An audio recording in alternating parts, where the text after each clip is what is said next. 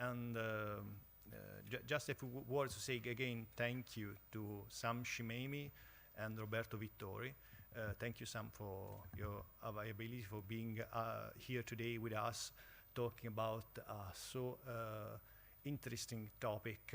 I had the opportunity of talking together with Sam and Roberto this morning, so I explained to them what we are doing in the space area, both at Politecnico di Bari, but at large in our region. There are a few universities here that are represented this morning, several companies focused in the area of the space sector, and of course the opportunity of being involved in programs regarding the space exploration. I think that is something that really pushes us to work harder and harder in what we are doing in order to have this kind of opportunity in the next future. Being a technical university based in the southern part of our country, give us also another motivation in order to demonstrate that regardless the starting point, if you have talent, if you have ideas, if you work hard, you can reach goals that could be not possible to imagine. I think that we already did a lot in our region, both from the research side, from universities, and both from the private side investors and the regional government, in order to facilitate this kind of opportunity. And I strongly believe that also this meeting, the one we are going to have this morning and the one we are going to have this evening at Fortino in the old town of Bari, of course you are all invited to join us again this evening. I think that this will be an opportunity to focus the attention on us, on the research in the space sector in the Apulia, to push new talents, new young students to join the degrees in aerospace sector, and to explain to the general public what we are doing, which are our goals, which are the goals we already reached and the ones we want to reach in the next future. About tonight we also have we will have the opportunity to at least to watch at the moon. We will have we have a collaboration with the Planetario di Bari. They will take a few small telescopes. So if you want to take the opportunity tonight, we have the moon almost full, and in one of the closest point of its trajectory with regards to the Earth. So it will be particularly fascinating to have the opportunity of meeting again in that part of our city. So I do not add anything more. I give the floor to Marco De Tullio, that will be the moderator for today's event. Thank you again. I'm quite sure you will enjoy this meeting tomorrow. Thank you. Thank you, Francesco. Good morning, everyone. Welcome to this seminar we organized today. We call it New Space Ecosystems and Academic Research. And I'm really honored and happy to welcome two exceptional guests. Dr. Sam Scimemi, that is a special assistant to the Associate Administrator for Human Spaceflight at NASA headquarters, and Dr. Roberto Vittori, pilot with the Italian Air Force and astronaut with the European Space Agency. All of you know that the space sector is poised to become a major driver of economical growth in the world, and today offers unprecedented opportunities for who of you is doing research in this area. So providing the direct experience of two main actors of this world would be a great opportunity to inspire and excite the interest of you that work in this world. So before giving the floor to Sam, please give me some minutes in order to contextualize the day. So this is Italy, and this is the Apulia region, And today, Apulia is one of Italy's top regions in terms of aerospace activity. We have about 10% of total employees in the Italian aerospace industry. You see here the Foggia district, the Bari district, Brindisi district, the Taranto district, and Lecce. We have many airports, the Bari International Airport, we have the Brindisi, a smaller international airport, then we have the airport of Grottaglie, a local airport in Foggia, and this is a successful regional industrial system. We have a strong synergy between companies and research center, and another interesting thing is that this is the only Italian region that accommodates the entire production chain, from manufacturing components to the development of software. Just to give some numbers, we have 4 million inhabitants in Puglia, about 1 million employees, and of these employees, about 8,000 are in the area of aerospace industry as employees or researchers. Coming to the educational players, here in Bari we have the Polytechnic of Bari and the University of Bari. Then we have also another university in this area, LUM. Then we have the University of Foggia and the University of Lecce, University of Salento. And then we have also another district of both Polytechnico and University in Taranto and other research centers in the region. It is important to stress that here we have the Apulian Aerospace Technological Cluster, the DTA, that joins 7 university and research centers and 12 companies. The objective is to increase production and competitiveness, creating innovations, stimulate and support research and training, and foster the internationalization of local enterprises. Now I talk about airport. An important thing to stress is that the airport of Grottaglie has been qualified as a UAV test bed in 2014, and most importantly is qualified as a national spaceport for the development of the suborbital flight sector in 2018. And this is something that posed our region in a good position in this game. Now, coming to Politecnico of the Bari, yesterday night we were talking about the logo. The logo is the shape of the Castel del Monte we have been talking about last night, and it was founded in 1990, and is the only technical university in southern Italy. It's the third Politecnico in Italy. The motto of Politecnico di Bari was "We made wings with our oars." Okay, so it's something that was written in our history. Giving very few details, we have 30-degree programs, more than 10 double-degree programs, about 10,000 students, and a PhD school with 6 PhD programs. This is data referring to the last years. Now we have more, and about 350 professors. Teaching in aerospace at Poliba means that we have a bachelor degree in aerospace system engineering in Taranto, and a Master of Science in aerospace engineering in collaboration with the University of Salento. Now, in this framework, we created some years ago also a PhD program in order to, let me say, master the complexity of these kind of problems that starts to become very complex, multi-physics with a high technological content. And the idea was to create a PhD program in the aerospace field, but in a different way than the common one in the engineering, in aerospace engineering. Try to enforce strong interaction between scientific, technological, economic, and social aspects. So we say we rediscovered the space 2 years ago, creating this first PhD in aerospace science and engineering, where there is a strong interaction and cross-fertilization of basic sciences, computer science, industrial engineering, and information engineering. So it is in a inter-university program between Politecnico of Bari and University of Bari. It started in November 2020. We have the promoter department, that is the Department of Mechanics, Mathematics, and Management here at Politecnico, and then we have other departments, the Department of Electrical and Information Engineering, Mathematics, Computer Science, Chemistry, and Biology of University, and the Department of Physics that is from both Poliba and University of Bari. It is structured in 3 areas.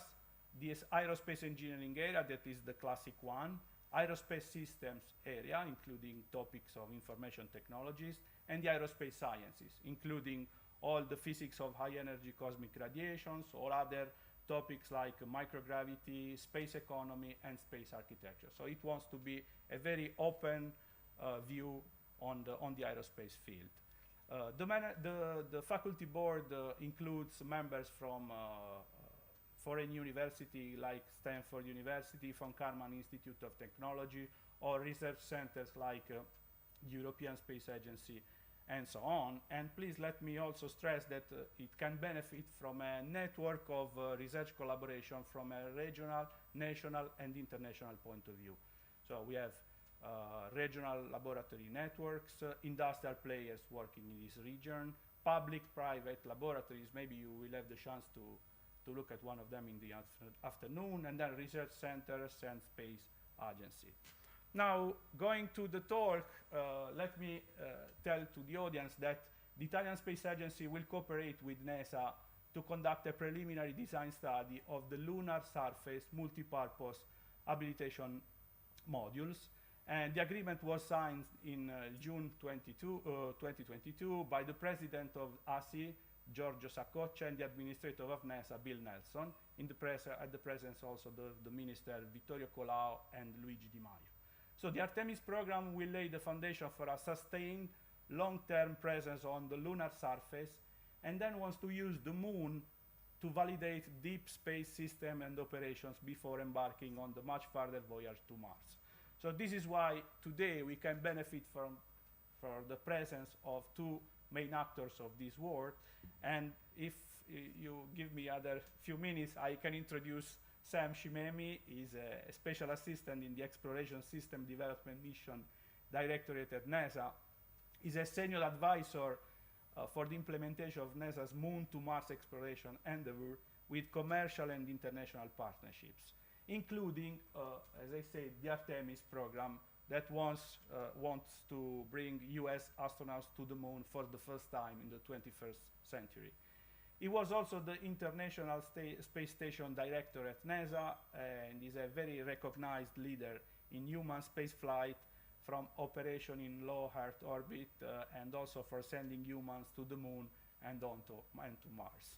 Then a few words about Roberto Vittori that all of you knows. He's a pilot, test pilot, and flight safety officer.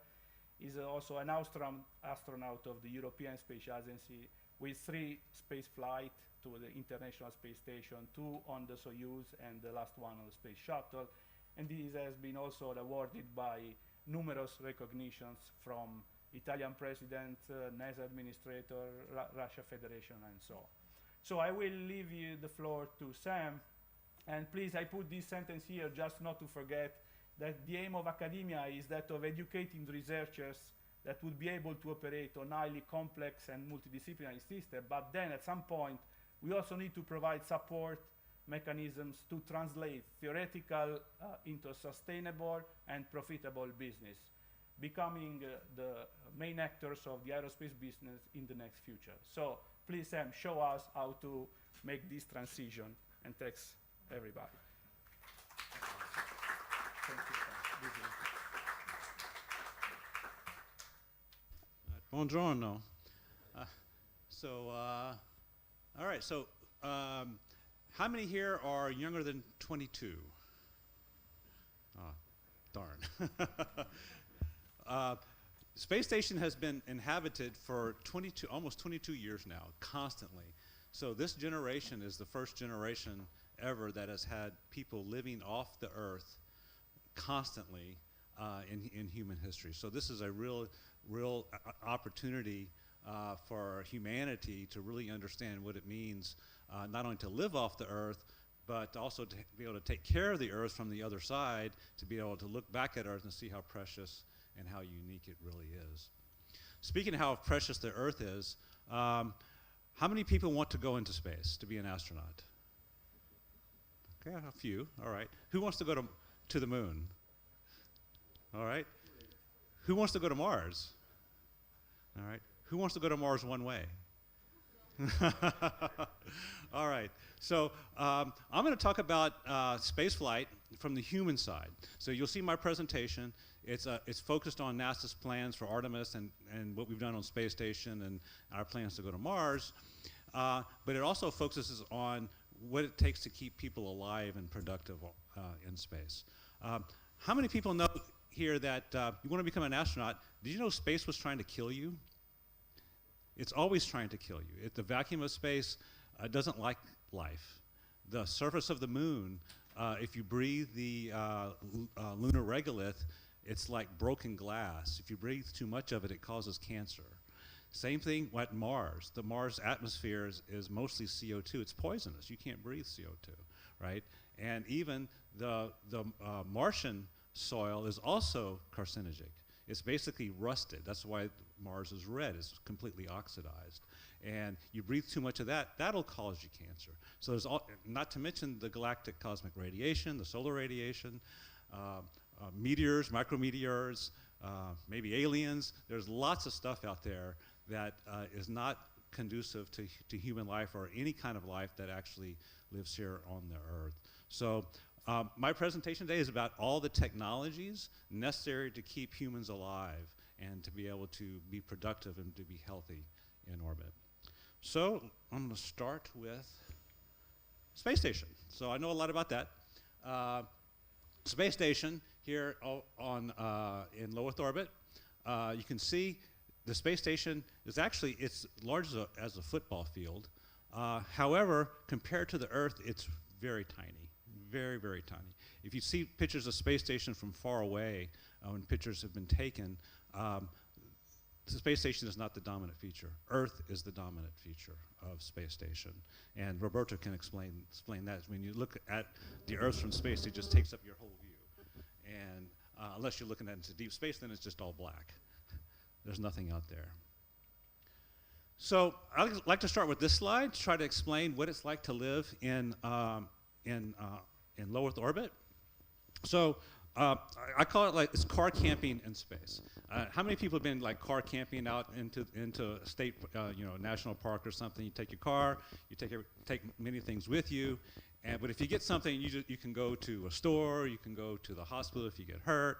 Well, space station is sort of like that. So it's only about 2 days transit time. It's only about 400 kilometers from the Earth. You can get there and back in a day or two.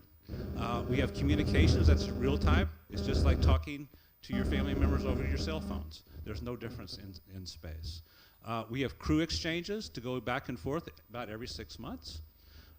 We have crew supplies and logistics that come up, 5 or 6 times a year. So we have about 6 months worth of supplies on board the space station that allows the crew to be productive and to be healthy. And if we miss a couple of logistics flights, we still have plenty of supplies on board. It's like having everything in your home for 6 months where you never have to go to the grocery store if you don't have to. We have crew samples and atmospheric samples that come back to Earth for analysis. And this becomes important later when we go to the moon and Mars. We have modified hardware. We can bring back damaged hardware back to the Earth and then repair it and then bring it back. This is also important for when we go into the moon and Mars where we won't have that capability. We have emergency crew return practically any time we want. And we also have a convenient way to get rid of trash. We put it in our logistics carriers and they burn up in the Earth's atmosphere. So this is very convenient. We're really tied to the Earth here in space station. So going over to the moon, so our plans for the moon are to build what we call the gateway, oops, wrong button, to build a gateway in space, and we're doing that with the same international partners that we have for space station, with the Europeans, with Japan, and with Canada. So with the SLS and Orion, which you may have heard of, in fact, our first flight is going to be here at the end of the summer. We will build this on basically a mini space station in lunar orbit that'll give us the capability to live in lunar orbit for about 30 to 45 days or so. But at the same time we're building this lunar orbiting outpost is that we are also sending robotic landers to the lunar surface to understand what is the moon made out of. Is there actually water, ice, and other minerals on on the lunar surface. We have discovered water from lunar orbit, from different spacecraft, but we have no ground truth yet. So these early robotic missions will figure out, do we actually have free water on the lunar surface, or is it bound to something else? And how easy is it to extract water out of that substance? Then we start landing humans on the lunar surface. We expect to have our first demonstration mission in 2024 with our human landing system. We've contracted with SpaceX. And in 2025, we would hope to have the first human landing on the lunar surface. So that would be the beginning of building out an infrastructure I'll show you later on the lunar surface, starting in later half of this decade. So for the moon, it's about 5 to 10 days transit time. Basically, if you have an emergency, you're not coming back right away. It's not like space station where you can leave basically at any time. And at the moon, you have to wait for the right trajectory, and it takes 5 to 10 days depending on what orbit you're in. So there's really no emergency crew return. When we get to Mars, there is no return basically. Once you start going to Mars, that's it. You're committed to going for 2 to 3 years. Our communications is almost near real time. It's about a 1.5 second time delay, so it's not too bad. You can still have real time conversations. And the only other connection we have is logistics. Remember when we had on space station, come on, I'll point it over there. We have all these connections. Remember this? And the further we go out into space, the less connections we have. So we have no crew, we have no ability to get rid of trash. Where did trash go? Well, guess what? We're leaving it there. There's no way to get it off. Where's all our crew samples, like for blood and urine? We ain't bringing them back. So we have to be able to do all the analysis for that at the moon. So we have a tethered existence. We still can send logistics one way, but that's really about it. Now, remember these, because I'll test you on it later. So when we go to Mars, that's all we got is communications. And notice the difference. We've had orders of magnitude changes in distance. You remember Earth was 400 kilometers, order of magnitude larger at the moon, and another order of magnitude at Mars. And the transit time is 2 to 3 years. Once you leave the Earth-Moon system, the gravitational field of the Earth-Moon system where you can still come back, once you leave that, that's it. You're gone for 2 to 3 years. So you have to basically take everything with you. It's really independent life. And the further you go to Mars, the longer the communications gap is. It can be up to 40 minutes round trip, 20 minutes one way. So you're not actually talking to anyone anymore. You're texting them. It's Instagram, basically. So that's what you're doing when you go to Mars. So the human aspects of this, it really changes. This has never been achieved. Independent life, the only independent life we really have is on Earth, in space. Earth provides everything for us. But having everything that Earth provides out in space doesn't exist. So that's what my presentation is about, is trying to build that independent life away from low Earth orbit and onto the moon and Mars. So this is what Earth looks like from the moon. This was taken on, this is a famous photograph from Apollo 8.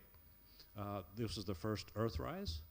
And when we go to Mars, that's what Earth looks like. It's just a dot in the sky.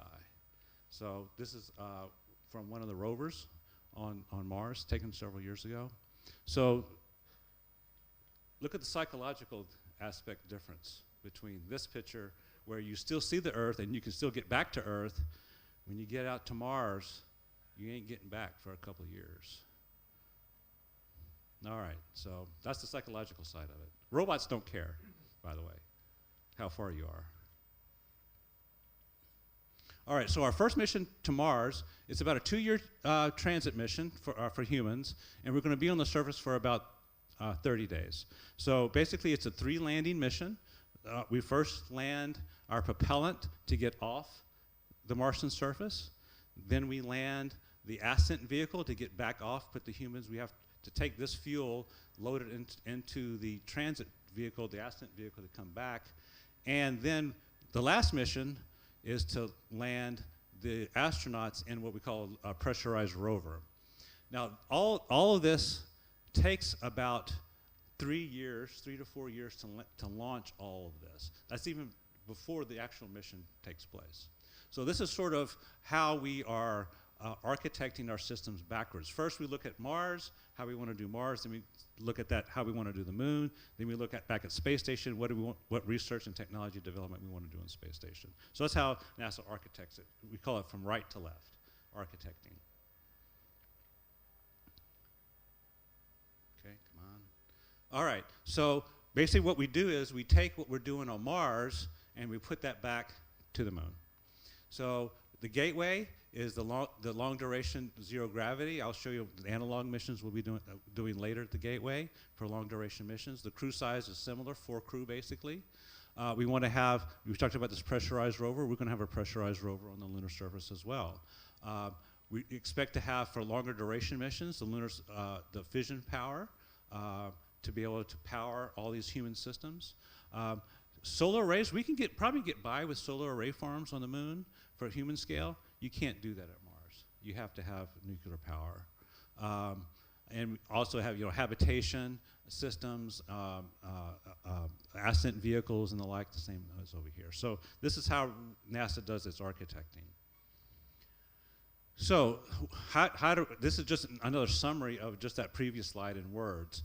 For habitation, what are we doing at the Moon for Mars? We talked about the lunar orbit, how we do assembly in deep space, the Mars transit, orbit to surface operations, resupply, things like that, human health. I'll touch on that later. Then on the surface, all the things we just talked about, the power, the spacesuits, the mobility, the human resilience. So the lunar surface architecture, now these are all the technologies that's required to do the longer duration missions on the lunar surface. And all this is technology related. The power infrastructure and distribution, we just talked about that. Not only how do you generate it, then how do you transport all that power? How do you distribute it to other elements? Communications and navigation. Especially on the dark side, we would need a communications network, much like we have here on Earth, to be able to take all that information and communicate with the crew, communicate with science instruments, and bring that back to the Earth. Again, how do we handle with logistics, with food and spare parts, crew supplies, things of that nature. Robotics and mobility, how do we get around? When we leave infrastructure on the lunar surface, once the crew leaves, we can still teleoperate all that infrastructure. We just talked about with NASA signed the agreement with the Italian Space Agency for habitation. Lunar environment mitigation is a fancy name for lunar dust. What do we do with this lunar dust? It gets on everything, and it sticks to everything. Since it's very coarse, it's abrasive and the like. And how do you get it off the astronaut suits? How do you keep the astronauts from breathing all this lunar dust? Utilization, basically that's another word for science. How are we going to conduct science operations? How are we going to collect all these samples? Well, basically for Apollo, we had a shovel and a bag. That was it. So when we brought the samples back, all the water vapor that was possibly in it, we didn't find any water when we brought all those samples back because it all evaporated away. We never saw any of it. So how do we do that on the lunar surface today, knowing that there is water on the lunar surface? All this analog testing, I'll talk a little bit about later. Lunar surface agriculture, we were talking to some other international partners that want to actually use the lunar, or test the lunar regolith to see if we can grow things on the Moon. Since the Moon is from the Earth, it must have some of the same minerals, same structure of the soil that is similar to the Earth. Also, site preparations, again, mainly related to boulders and to the lunar surface soil. If we want to have a flat surface for things to land and to do operations, and how do we do that? So that's sort of like the big infrastructure things for on the human side of things. And then now on the human side, you'll probably recognize Samantha. She's up there right now. And this was from her previous, this is not a current mission, this is from her previous mission. So this is you saw all of these other things here, and this is pretty much straight, just, there's a lot of engineering in this. When you come to the human side, it's a lot of engineering, but it's also human physiology and biology. So from the human side, there's what we consider 5 hazards of human spaceflight. Space radiation. You know, we have not only solar radiation, we have solar galactic cosmic radiation as well. We pretty much know how to deal with solar radiation. It's a matter of mass to protect from solar flares and the like.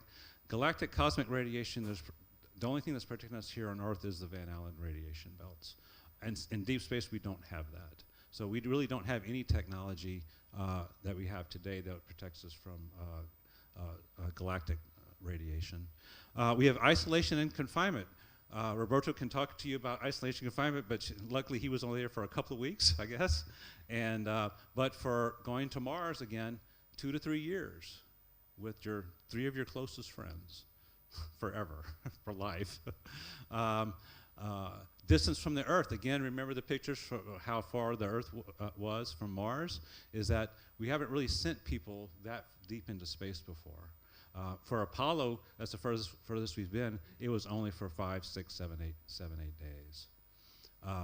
We have gravity or a lack of gravity. You have lack of gravity in the transit times to the moon and to Mars, but then you're in a partial gravity environment on the moon and Mars, and how does that affect human body?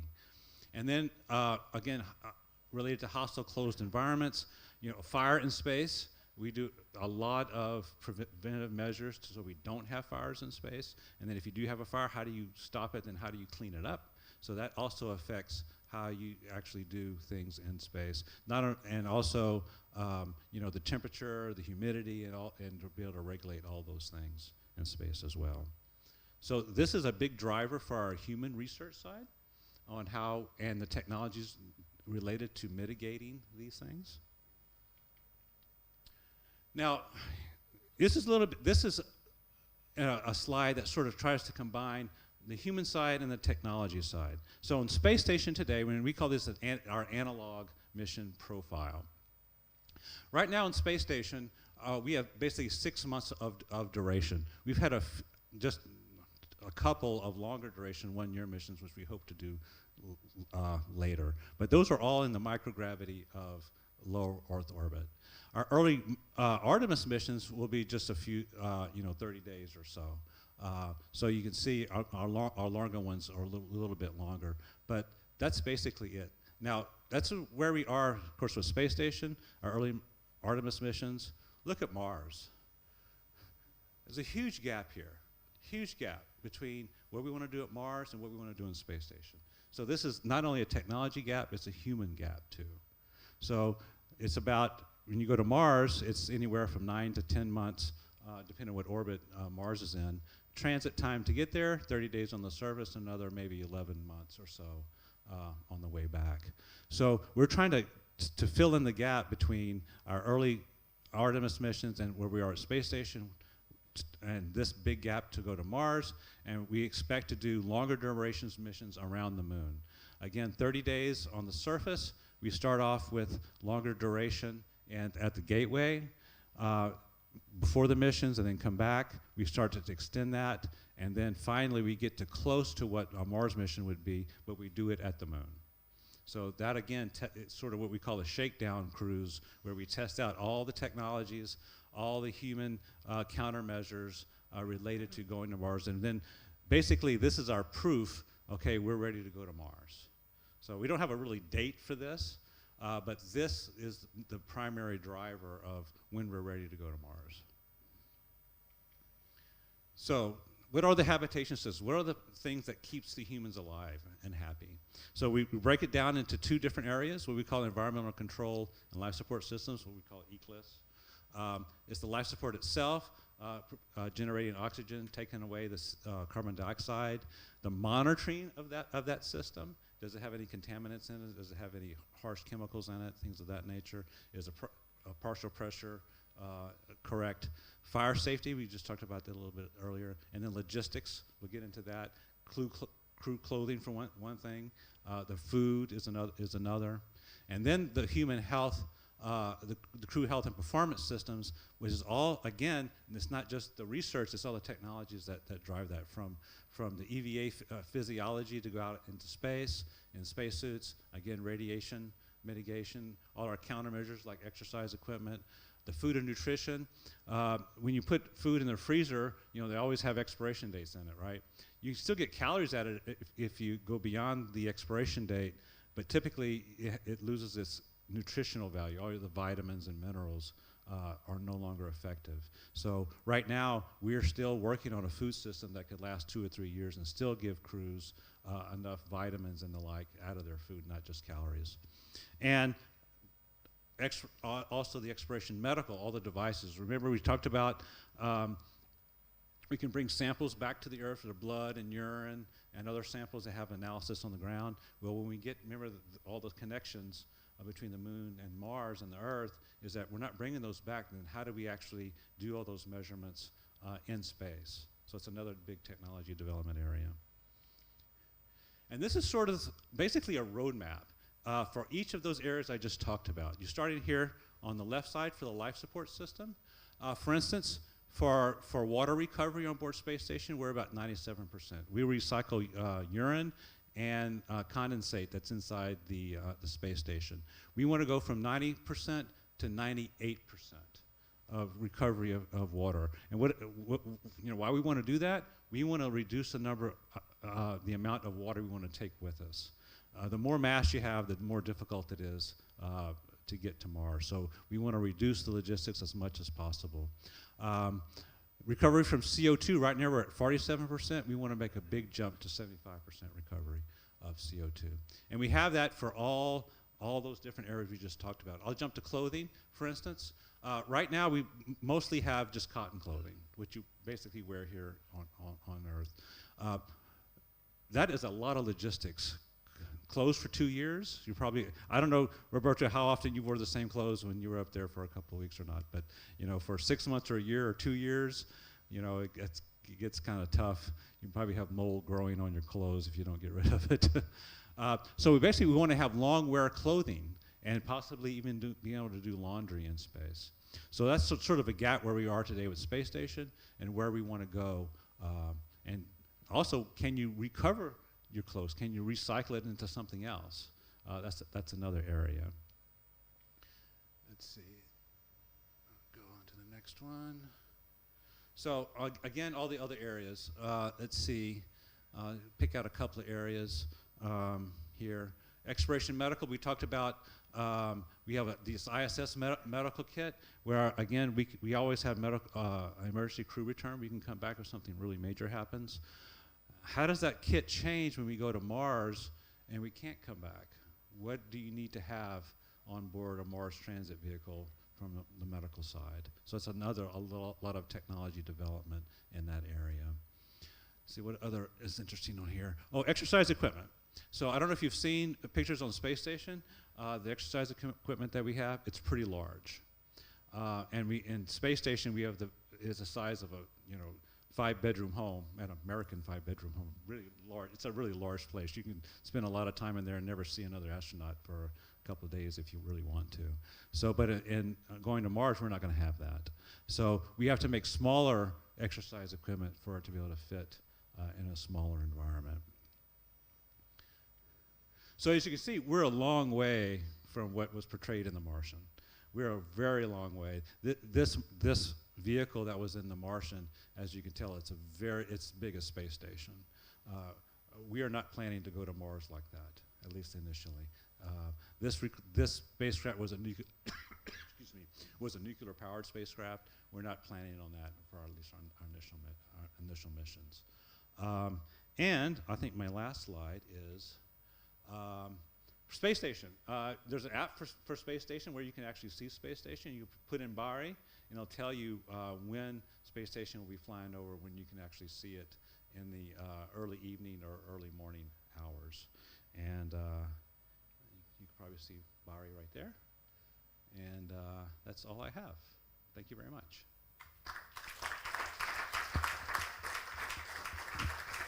Are we going to take questions at the end after Roberto or now?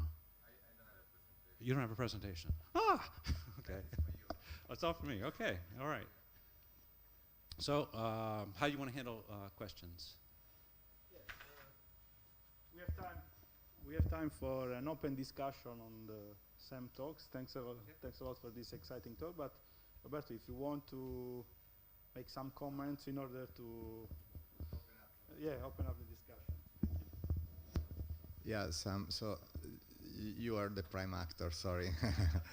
Usually I also offer a contribution, but this time I would like to focus on NASA. And do you have the slide counter? Yeah. So let's go back. Is that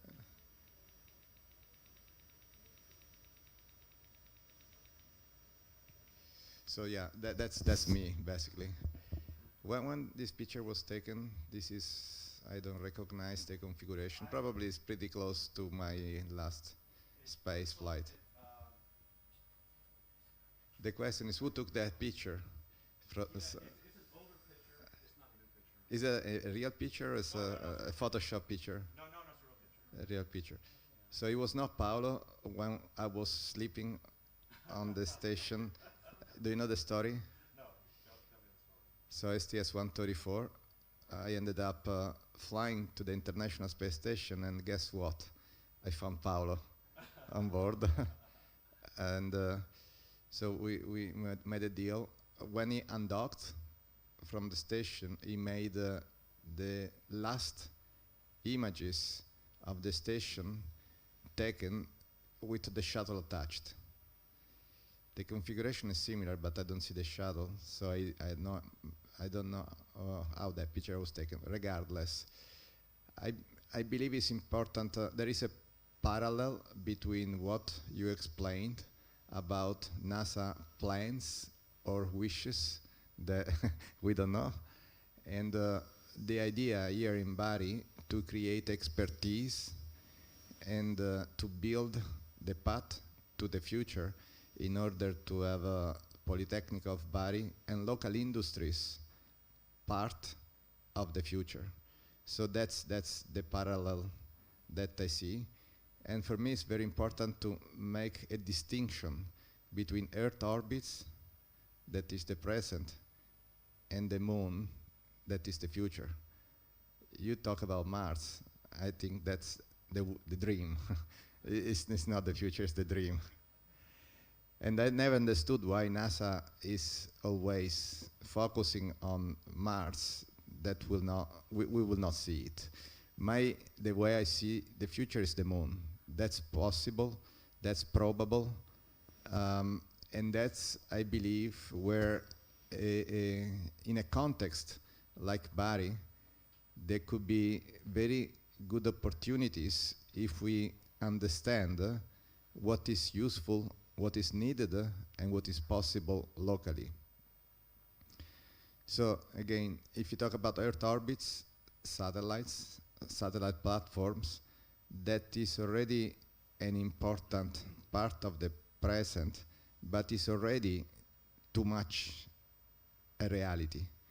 So I would not myself invest too much in trying to catch up on satellite platforms, talking about Earth orbits. If we talk about moon, it's different. If we talk about internet, telecommunication on the moon, it's different. And then if we talk about microgravity and partial gravity, it's different. I have flown in microgravity. I have not experienced partial gravity, but it is not the same. So when I hear the classical presentation, it's always all mixed together. That makes sense because there is continuation. You start from the Earth's surface. The first domain is aerospace. Then the second domain is Earth orbits. Then the third domain is the surface of the moon. But in reality, the specific technologies and that's key, future markets. That is the other element that obviously is not in an official NASA presentation, but is what makes the difference between what was and what it is and what will be. The word commercial. It is the key word that makes the difference. And that, I believe, is the most important to try to figure out what it is. Today it's very confusing because all the markets are government-driven. So how do you understand which market will walk on its own feet in the future, which one will die the day the government is starting not to go any longer to Mars, but whatever asteroid. So a number of thoughts deriving from your nice presentation, and obviously mine are not questions, but just to open the brainstorming and try to organize the ideas so that we can try to see what is the key element, the key unknown today. If we want to go up and down to the International Space Station, we have some options. If we want to go up and down to the surface of the moon, today we have no options. There is zero options. So how do we, what do we do for that? Can you elaborate a little bit on what is your best bet on interplanetary transportation, giving a picture, US, SLS versus Starship, or international, Chinese, will they go anywhere with what is their super heavy launcher is, I forgot the name. So what is NASA expectation on how to close the gap on the next key step? Because obviously if we want to talk about partial gravity, surface of the moon, habitation module, extracting resources from the surface, you get to get there first. All right, thanks Roberto for that. So my thoughts on that are, NASA's plan, maybe it's a little bit of a history lesson. Okay, go back to Apollo. All government. There was no commercial market really in those days in space. Apollo, was created to, in the United States, was created to beat the Russians to the lunar surface with people. We did that, but we never thought about, okay, how are we going to sustain that from an industrial or commercial basis? There was no commercial basis. There was no industrial basis. There was nothing. It was go to the moon, then go to Mars, and that's what we're going to do. So when President Nixon canceled Apollo, they recreated NASA in more of a commercial image. Shuttle was intended to be commercial, as to build an economy in low Earth orbit, even back then. And so was Space Station. So NASA's, I would say, its purpose for being commercial has always been in NASA's charter, but it was never implemented that way. Apollo was never implemented in a commercial way. Shuttle started that, and it continued with Space Station, and that we've evolved it to going to the moon. Now, is NASA going to go to the moon only on the back of commercial industry? No. NASA's also going to be able to do is have a government basis for going to the moon as well. Shuttle and station never, quote, counted on commercial industry to show up and just provide services. NASA actually had to do the investments. So I think we're going to do the same thing at the moon, is make investments into private industry so private industry can provide those services or capabilities back to the government and hopefully other customers. Now, if those other customers don't show up, NASA's still going, the government will still pay. So the mission still continues. The mission will still continue whether or not there's other customers there or not. So that's sort of the answer. Now, going to the moon is a lot harder than low Earth orbit, as you know. And it may take longer. It may take longer. You know, every, especially human spaceflight program, has always taken longer than we initially expected. So I suspect that the moon and even Mars will be no different. And as far as how long it takes, it'll take some time to develop. There may not be any commercial users, if you will, of going to the moon for some time until there's some kind of commercial value or profit to be made at the moon. And that might take decades, who knows, to do that. But NASA's mission, what I explained up here, for exploration and science side will continue regardless if there's a commercial market. We're not going to do what we did in Apollo, is then just cut the program off because we didn't find anything of value. So we're going to continue. We actually now have a plan, and that's why we're focused on Mars, by the way, Roberto, is that if you go to the gap charts I had here. We can go to the moon with ISS technology. We don't need Mars technology to go to the moon. Mars, besides transportation, all about life support, environmental monitoring, we can do all that stuff. That's today's technology. We can do all that to go to the moon. We can go to the moon for 30 days and do all that. But you can't go to Mars. So that's why we have the focus on Mars, is to say, where do we want to go for life support? If we just went to the moon, we'd stick with what we have on space station. We don't need anything else. Same thing with everything else. So we're only 30 days in space, 45 days. That's not so hard. But to Mars, that's why we have these really stretch goals, if you will, up here to go to Mars into deep space. That's what's driving the technology.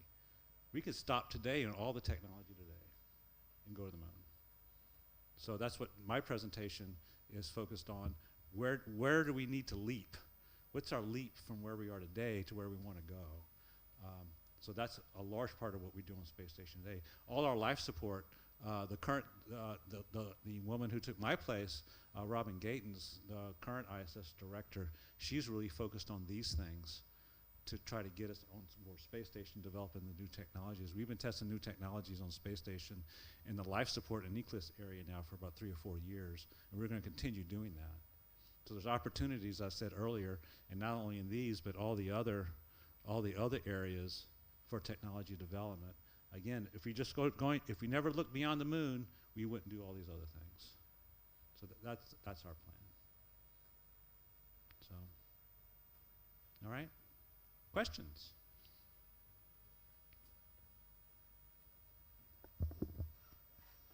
I see many PhD students and also colleagues, so please take the chance to interact with our speaker. If you can come here and can introduce yourself. Good morning, I'm Francesco Cafaro. My research field is geotechnical engineering, including lunar geotechnics. We usually try to model the soil structure interaction under lunar gravity by combining physical modeling and numerical simulation. This strategy of investigation is based on scaling laws, of course. Therefore, we should also quantify the scale errors, both experimental and computational, related to hypergravity or microgravity. Another problem affecting the reliability of the model prediction is the variability of the input parameters. So my question focuses on the design guidelines for a permanent habitat on the moon, which should require very high safety factors. Did you introduce some agency design code to relate the safety of the lunar structures to the reliability of the adopted numerical simulations? Thank you. So our human factors and human, if you will, human rating requirements are similar to what we have today. So the module themselves, the structure, that's well understood already. The safety factors, the things that are new, and the human rating factors that are new, that's on the lunar surface that we haven't had before. One is the lunar dust. How do we human rate all the seals from hatches, from other, how do we get the lunar dust off the humans, off the the suits? How do you get it from collecting inside? Do we need to put special filters inside these habitats that are on the lunar surface? So that's where all the new work is. The safety factors, if you will, for all the other systems, for ECLIS, for all that, we already know all those things. Those things are already set. So it's no different than what we're doing today. The hardest thing, besides the dust, the lunar dust, is power requirements. The moon is not like the Earth. If you're at the equator, around the equators, there's 2 weeks of sun, 2 weeks of darkness. And if without a nuclear power generator, how are you going to generate power if you don't have a nuclear source, for instance, for 2 weeks, and to keep the systems alive? And this is one of the bigger challenges. If you want to permanently live on the moon, you have these huge challenges like that of power that you really don't have those challenges here on Earth. Here on Earth, you can burn oil and gas, for years and years and years and always have power. Even that's what McMurdo does. You go to the Antarctic, all the Antarctic bases are all burning diesel fuel. Well, you can't do that on the moon. So the power is the biggest challenge that we have on the lunar surface.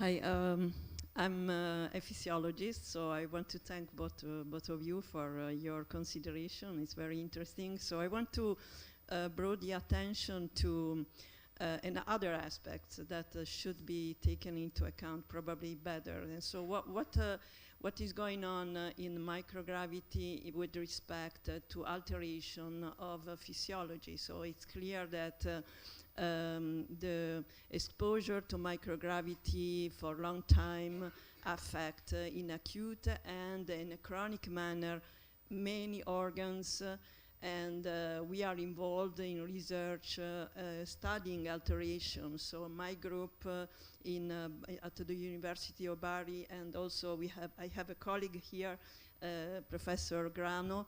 We are both participating in a big project in Italy.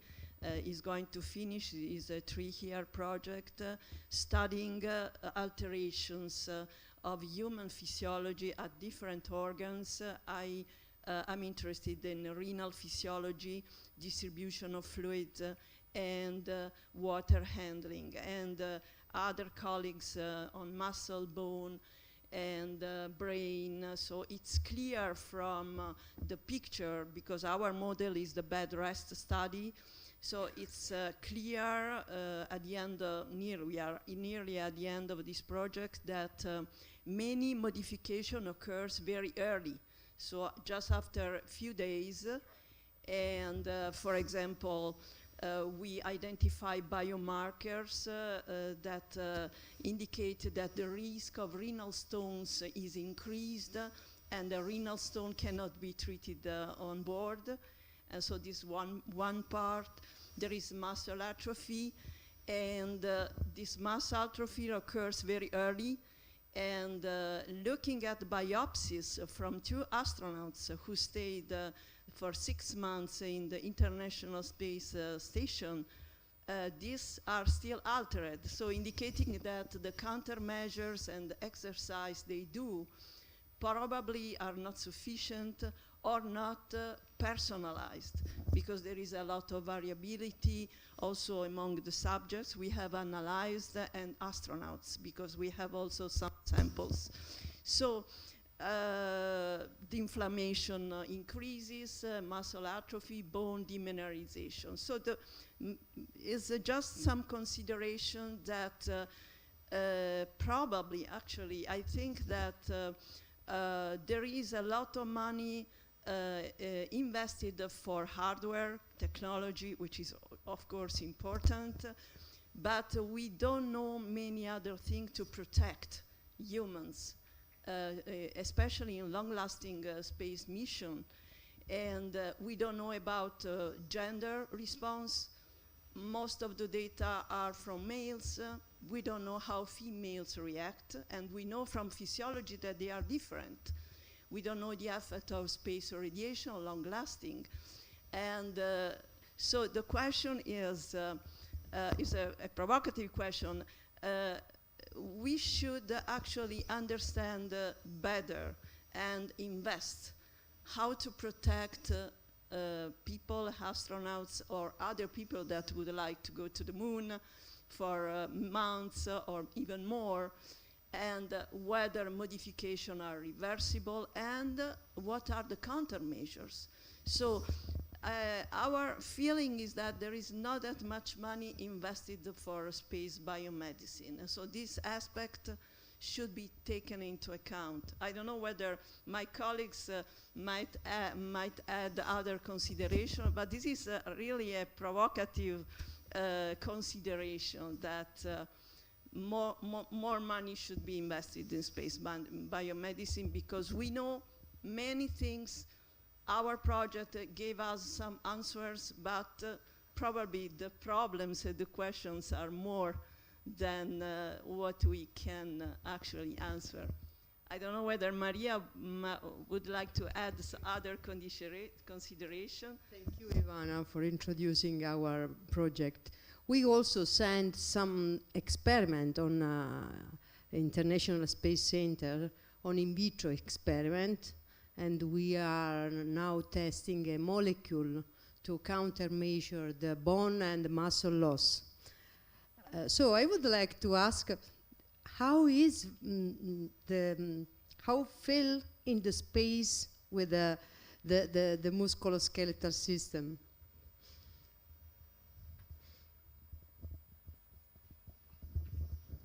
So I flew a short duration. Short duration is not that much on the muscle and skeleton. The short duration is more on the brain, and that very strange sensation when you are outside gravity. And I felt very uneasy on how not only NASA, but the entire program is focusing on simple quality of life. So when you are there, you are more or less on your own. I think it's very difficult in any case, because here on Earth you cannot shut off the gravity. So the very first time, despite all the training, the very first time that you discover what is your individual reaction is when you are there. You have a number of medications that you can choose from, but it's risky because you don't know whether that will help you or not. So the basic, like sleeping, eating, drinking, I found that very strange. Some astronauts are claiming that flying space is like a vacation. I didn't find that way. I don't think it's true. I think they are lying. Well, I also think, Roberto, there's also a difference between short duration and long duration crews, right? So the long duration crews have more time to adapt, right? You were there for relatively shorter, and it must have felt strange for you, I'm sure, for a shorter duration. So let's say that we are now in an aircraft, and we make an aerobatic maneuver, and we pull 7, 8, 9 Gs. You do not adapt to 9 Gs, despite if you keep going, you will not adapt. So in microgravity, you do not adapt. At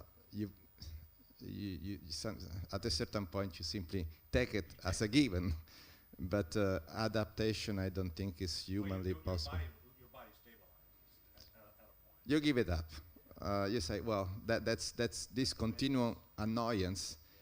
Yeah. That's the way it is. That's true, but microgravity is not for humans. We are 1G, designed and built. So, what was the question?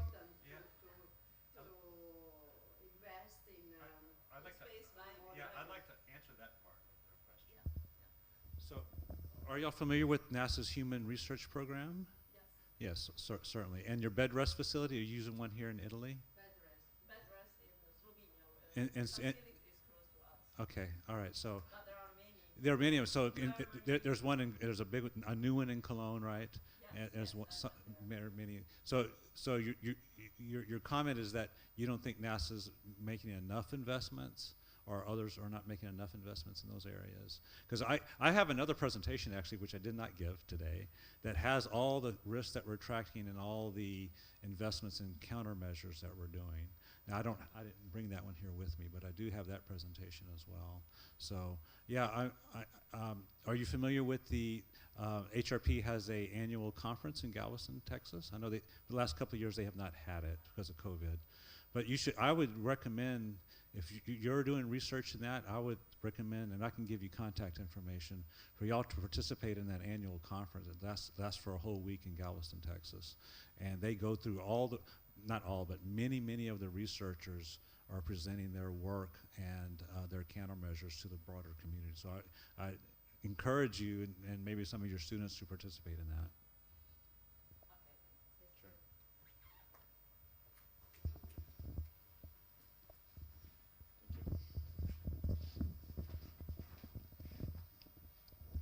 Good morning, and thank you both for your talks and your presentation. My name is Angelo Genti, and I'm a second-year PhD student here at the Politecnico di Bari. I attend the PhD program in aerospace engineering that Professor De Tullio was talking about before. My research topic is mobile robotics for planetary exploration. And in my first part of the PhD, I worked in improving terrain awareness, so for autonomy.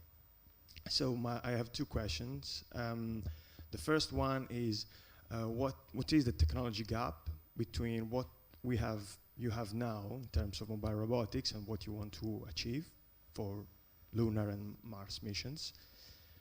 And the main focus, is it on locomotion? Is it on autonomy, human-robot interaction? I guess all of them, but I'd like to understand more.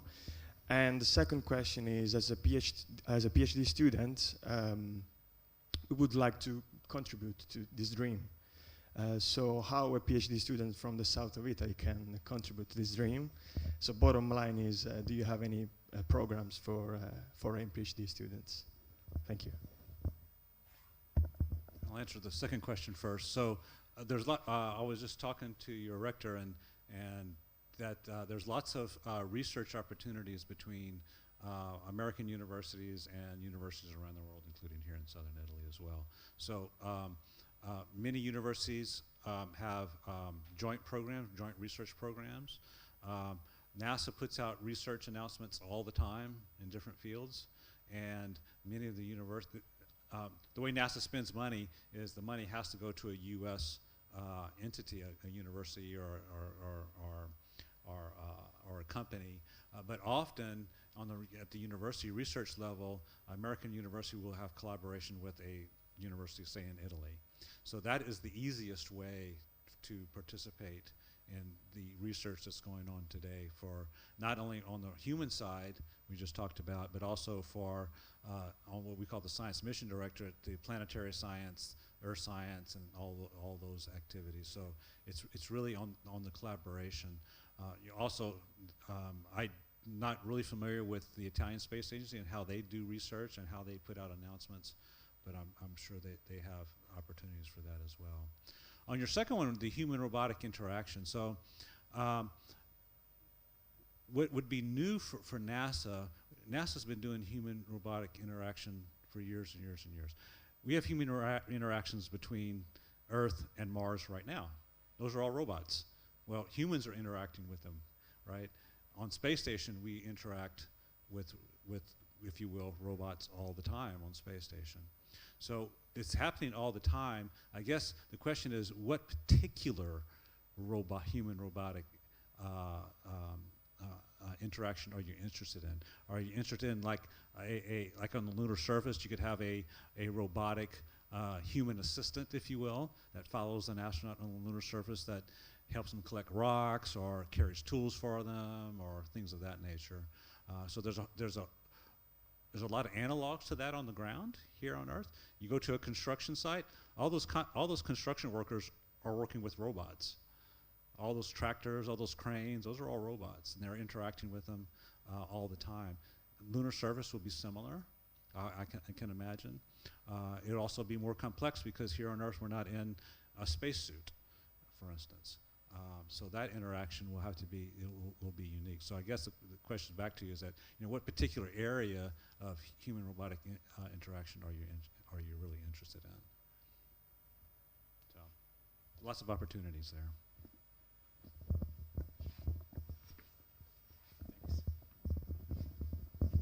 Thank you.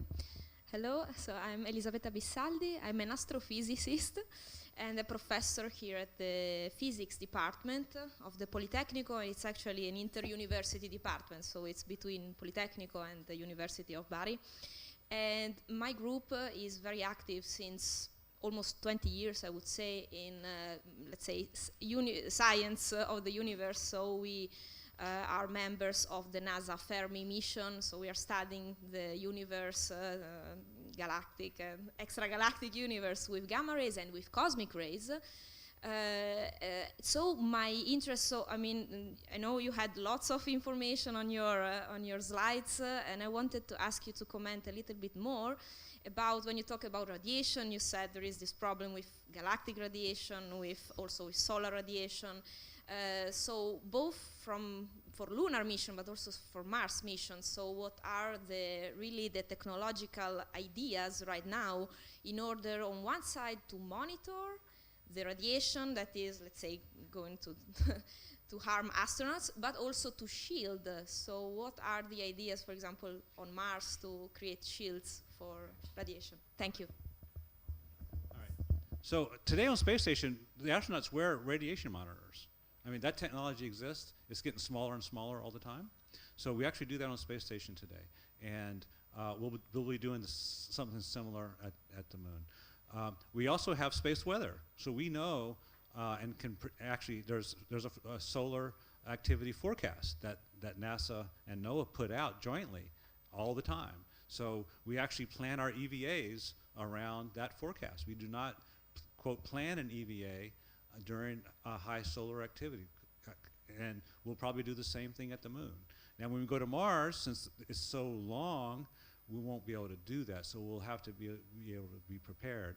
As far as solar radiation is, it's a matter of how dense your mass is. For instance, we know that we could put water jackets around the spacecraft, and that'll provide enough shielding for solar radiation. But again, for galactic cosmic radiation, there is none. So we do quite a bit of laboratory testing here on the ground on what the effects of that is. We pretty much know what the effects are. It affects your body in certain ways. We already know what those effects are. It can increase your chances of cancer. We all know that. We also know that some people are more resilient to radiation than other people. And how your body is built from your DNA, we also know that. So that might be a selection criteria when we select astronauts from Mars, is that we select astronauts that have a higher tolerance for radiation than other people. So there's quite a bit that we know. If we wanted to go to Mars today, we probably, from a radiations perspective, we know what the risks are. Now it's just a matter, and we have that today, informed consent.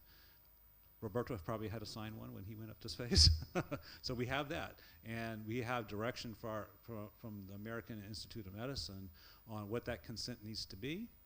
And so that's what we're working on. So our main focus on radiation today is we do work with the American medical community and others too, and internationally, on what the effects of radiation are. But again, for galactic, there is no mitigation really. You can take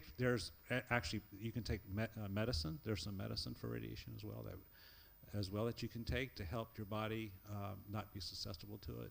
But we do not know the effects of that for 2 or 3 years. Things we don't know.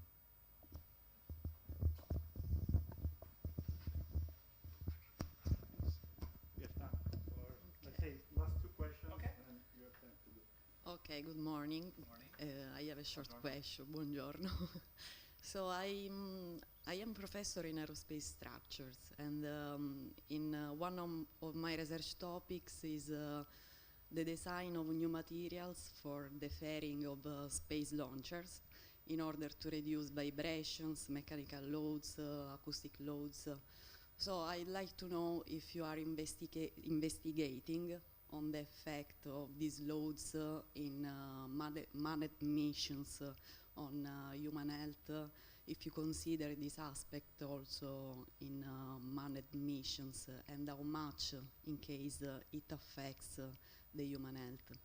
Yes, so thank you for the question. So yes, in the design phase, we have a whole, how we go through the design, things like, preliminary design review, critical design review. In that design process, we have many standards that the spacecraft has to meet and be tested to be able to accommodate humans. So things like vibration, structural integrity, all those kinds of things. So that is actually handled through the design process and what we call the safety review process. Also, all the hazards, including structural hazards, all have to be basically accounted for in the design. So we have, if you will, top-level requirements, and then as the design progresses, we compare the design to the requirements. So that's how that is handled. So we have human standards for all those things. Sure.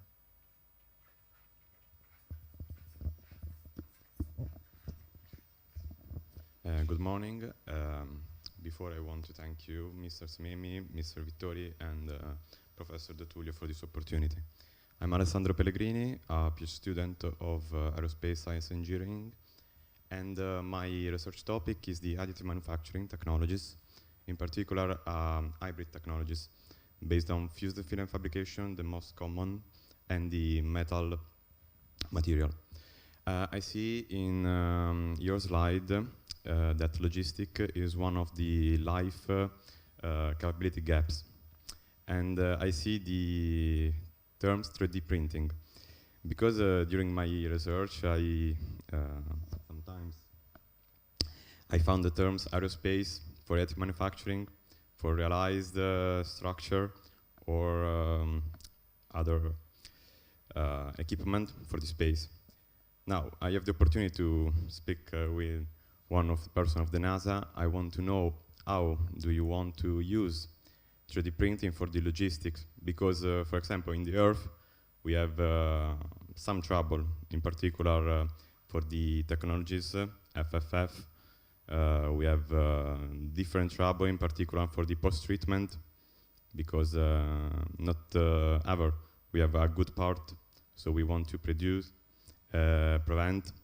this.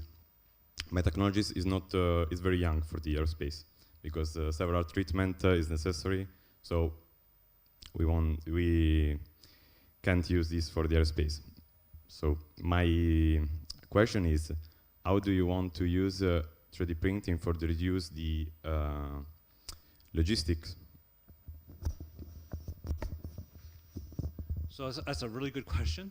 3D printing, again, is just like you said, it's just really starting. There's one company in the U.S. is building an entire rocket 3D printed, the whole structures and including the engines and the like. But that's really all the structural things. So the structural things are, I would say, are more easily adapted to 3D printing, even in space. There are some people even thinking about 3D printing habitation modules or bricks on the lunar surface by taking the lunar dust and then energizing them and then melting them together and 3D printing them into structures. So I think structures is probably the I won't say the easiest, but the more nearer term. 3D printing also of recycled clothing or other aspects of things you bring up already that you don't know what to do with. Instead of making it as trash, maybe you can convert that into a 3D printable material. There's an opportunity. Making specific parts, particular parts like tools, electronic parts, and things of that nature, that's probably more problematic. We have on the space station, we've 3D printed, hand tools, but they're fairly simple, and so I don't know if there's a lot of applicability to that. But I think if you look at all the things that are required in space and things you have to get rid of as trash, there might be opportunities in those areas. Sure.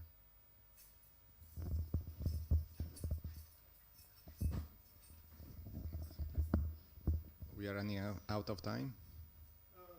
There was a last Vito. comment by Vito. No, okay. My name is Vito Albino, for all of you that don't know me. Basically, I have a simple question. I was thinking about the experience that we have now about the space station around the Earth. And then I was wondering if it could be a correct strategy to think in these terms.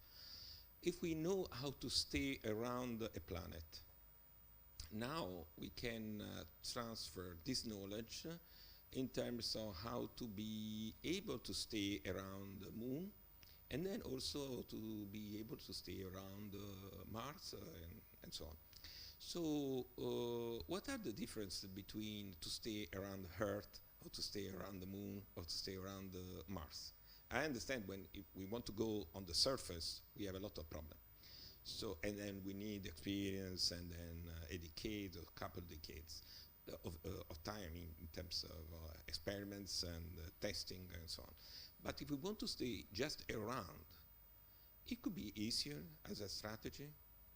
I understand the difference to stay on the surface, but anyway, if this is a standard, like a technology that is now a standard, can we apply it? So, Earth orbit is a lot easier because the Earth is the major gravity well. Around the moon, you have to account for the Earth. So there's different orbits. In fact, we have orbiting spacecraft around the moon right now. Lunar Reconnaissance Orbiter is orbiting in a polar orbit around the moon, and it's been taking pictures of the lunar surface for several years. We have spacecraft around Mars today. That there's a couple of orbiters. There's a European and a NASA orbiter around Mars right now that has been in orbit for years. So it sort of depends, Vito, on what do you want to accomplish. Like the gateway I talked about earlier is going to be in a LHRO orbit, near rectilinear lunar orbit, which it's called a halo orbit. So it's in an orbit it's a polar orbit around the poles of the moon, and it is in a low, it's in an equilibrium orbit around the moon. In other words, it's an orbit that balances Earth's gravity and the lunar gravity. And it takes very little propellant to stay in that orbit. Now, it takes you quite a bit of propellant to get in and get out, but once you're in it, you can stay there for years and years and years. If you go to low lunar orbit, like Apollo did, that takes a lot of fuel all the time, because you're in the lunar gravity well, and the Earth isn't going to save you. So it's in that low lunar orbit, the moon's going to pull you down. So you need propellant there all the time to keep you in that orbit. So it really depends on what orbit you're in, and the technology just comes down to how much energy you're willing to store on your spacecraft. And that's why this near rectilinear lunar orbit is so good for NASA, is that once you're in it, you don't need very much fuel to stay in that orbit. And that's where we're going to put Gateway. That's where we're going to deploy actually the lunar communications spacecraft as well are going to be in a similar orbit. So you don't have to have very much fuel. That orbit is very similar to a geostationary orbit that we have here on Earth, where those spacecraft don't have very much fuel. All they have is station keeping fuel. Once you're in that orbit, you're in that orbit basically forever. So, okay.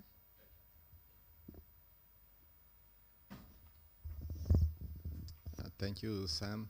So one of the reasons for which I asked Sam to take some time off, he's here for official meetings, NASA, ASI, but I took the opportunity to visit Bari Turin and Milan, Polyba, Polyto, Polymi.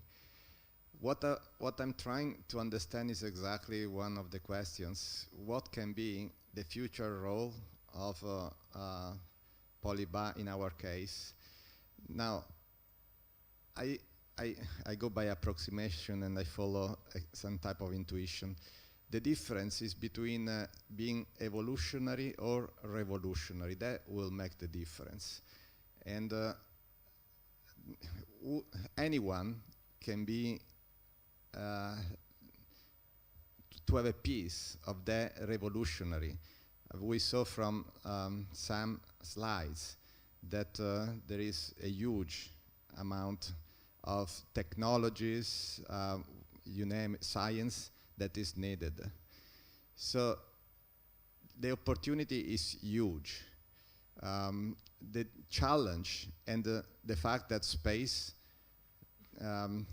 extra atmospheric resources will be a driver not only for research and science, but for the global economy, is now a well understood and accepted concept. The question is not if, but when. So some presentation can be next year, can be the next 10 years, can be the next 100 years. And that has nothing to do with NASA itself, ironically, but with the innovators that somehow are linked to NASA leadership. The most visible example is Starship, that as we speak, Elon Musk with SpaceX is down in Boca Chica trying to demonstrate that he can put in space a 55-meter tall skyscraper and then bring it back to Earth and land it. Whether he will succeed or not will make a difference, but that is what makes the opportunity, because especially in the US, there are those innovators that are really pushing the edge. Elon Musk will succeed or not, we don't know, but if he doesn't, there will be somebody else taking his place. So that creates the opportunity. And there are a number of specific technologies that are needed. The real question is to understand which of those technologies are really needed and revolutionary, and which one are simply evolutionary. That's very difficult to do. That's why I facilitate and promote this brainstorming session. That's why I invite all of the PhD researchers to try to understand, not to follow what has been done before, but to understand what is the next ring that is needed. For example, here I know of some technologies, for example, on space flight suits, or integration of electronics into clothes. Or those are, my experience, extremely interesting technology that could give an identity and an opportunity down here. Turin and Milan are different. They have different organization. So one of the reasons for which I very much thank you for this tour, to say what will be the future sooner or later. And on the other side, my request to the PhD students is this is going to be a very promising future, but it's not easy to understand. And I close with an example. Back in 1994, I was with my Apple computer, and Apple was almost going bankrupt. Now it's as the same, is similar similar to the UK as a state, as a value of the company. So the difference between evolutionary and revolutionary will make the difference, and I invite all of you to think about that the difference is not the location, US or Italy or Bari or wherever. The difference is on our own capability to understand the future and to focus on the key technologies. Thanks, Roberto. Thanks, Sam. As a coordinator of the PhD program in Aerospace Science and Engineering, I can confirm that there is a lot of excellent research here. So my next step is to provide them these opportunities in order to find his own way for each PhD students, and maybe they can participate to this dream in periods where we were no more able to do it. So they will be the future. So thanks again. I know that you have a meeting an organized meeting, so we need to leave you. Resources are limited and the time also. So if is not there any other question, I really thanks again for making us dream with you and for being here. Thank you very much. And again, thank you, Roberto, for organizing this, and thanks for the Polytechnic here in Bari for your hospitality and organizing all this. So it was a real pleasure. Thank you very much.